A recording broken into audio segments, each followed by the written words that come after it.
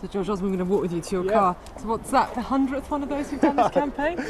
Well, I do a lot of these visits, but they're so energising. I really enjoy them. And, you know, those snatched conversations in between the interviews and the speeches with people like Mick, who was helping load the back Why of did the you lorry. like Mick so much?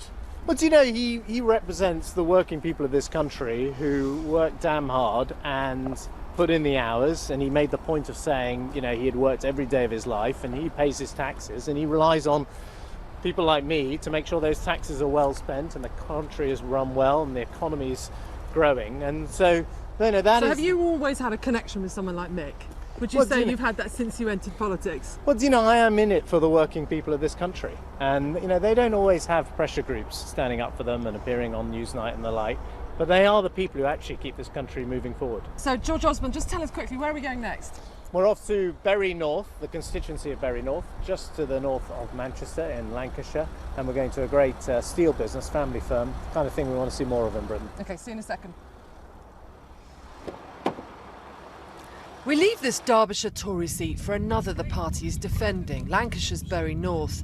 The Tory game plan is to retain the seats they have, win maybe 15 Lib Dem marginals, and they have in their sights winning some Labour ones too.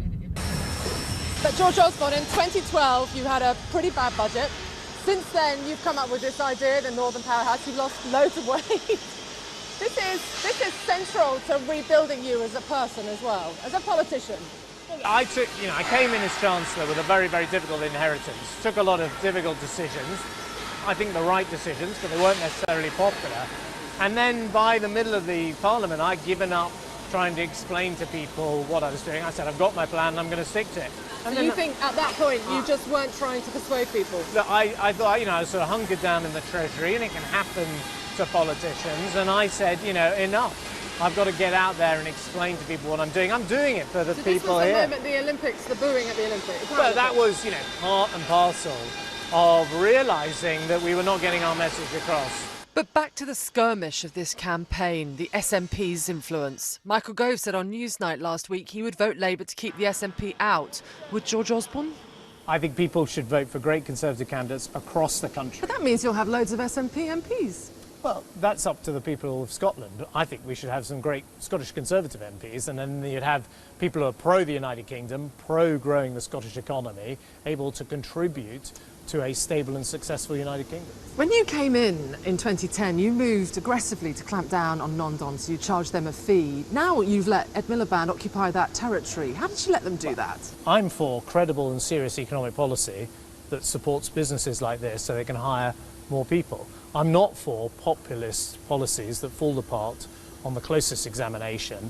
And when it comes to... So do you support the hereditary principle being passed on? When you look at the Labour Party policy on non-dons, listen to what Ed Balls says about it. He says it will cost the country money. I'm not for economic policies that cost the country money. I'm for policies that grow the economy and earn money for the country. Do you think personally handing on the hereditary principle from one non-don to their child is right? I think the best way to approach this issue is to ask more from all non-dons by increasing the charges and the levies. I was the person who proposed that first in British politics. In the last Parliament, you said that you would rule out re-evaluating council tax bans. Do you say that for the next Parliament? Well, I've taken a different approach, which is to increase the stamp duty on the most expensive properties, which is when people have the money when they purchase the house. Look, what all this comes down to is, are we getting more money out of rich people in taxes? Yes, we are. Can you get more? Are we doing it in a way that is increasing investment and jobs in our country? Yes, we are. Are we coming out with nonsense populist policies that would hurt the British economy? No, we're not. Will you rule out for the next Parliament council tax re-evaluation?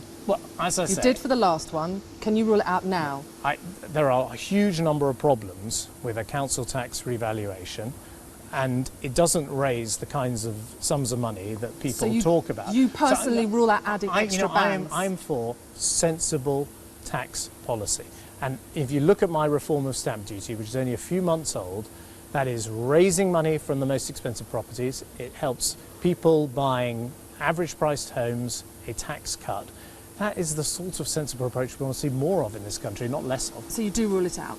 Well, I don't think it's as I say, when we've examined it, it's a sensible approach. So we haven't done it. You have worked on heaps of general elections. Is this one nastier than the rest? I think actually in this election, there's a really clear choice, actually clearer than many previous elections, and a big difference on the economic policy on offer. And you either have the Conservative plan that is delivering the jobs and the prosperity and has got a real vision for the future, including here a northern powerhouse, or you have this economic chaos of a weak Ed Miliband with Alex Salmond, who today said he would write the Labour budget. And that means jobs lost, incomes cut. I don't think the gap on the substantive issues has ever been wider for this generation. Were you surprised when the Prime Minister named you as a contender to run the Tory party next? I'm focused on being the Chancellor, and I hope on May the 8th to remain the Chancellor so we can put this plan into action and go on creating those jobs.